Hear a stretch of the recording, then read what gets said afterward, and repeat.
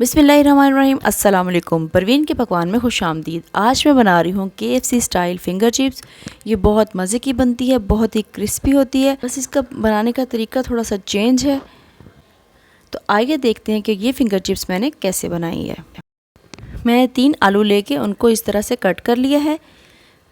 आलू लंबाई में लेने हैं, गोल आलू नहीं लेने हैं।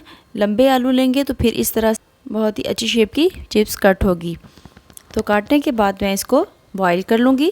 इस तरह से एक कढ़ाई में मैंने पानी रख दिया है बॉईल होने के लिए, और पानी जब गर्म हो जाए तो मैं इसके अंदर ये आलू डाल दूँगी। हमने इसको बहुत ज़्यादा गलाना नहीं है, बस जब इसके अंदर एक आध बॉईल आए तो मैं इसको उतार लूँगी। पानी में बॉईल आने लग गया है।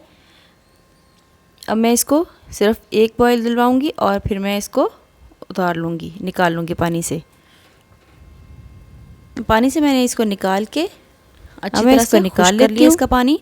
और अब डाल दूँगी मैं इसके ऊपर कॉर्नफ्लोर। इसके ऊपर कुछ और नहीं डालना, सिर्फ इसके ऊपर कॉर्नफ्लोर डालना है। आप चाहें तो हाथ से भी डाल लें, लेकिन हाथ से इतना अच्छा नहीं लगेगा इसको सारे को, तो मैंने इस तरह से स्ट्रेनर में डाल के इस सारे को लगा लिया है।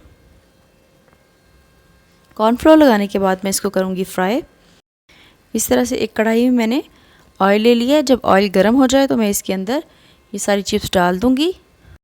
चिप्स डालने के बाद इसको हिलाना नहीं है, तकरीबन 1 मिनट के लिए। 1 मिनट के बाद इसको हिलाना है।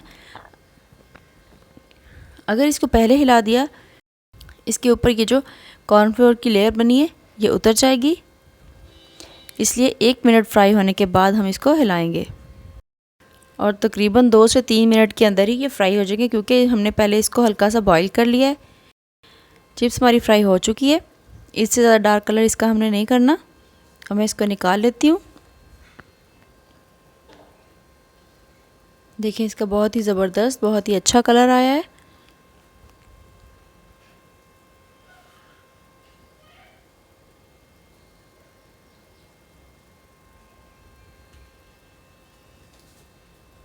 तो अब चलते हैं इसकी फाइनल लुक की तरफ। देखिए हमारी कितनी ज़बरदस्त, कितनी मज़े की, बहुत ही क्रिस्पी फिंगर चिप्स बन के तैयार हो चुकी है।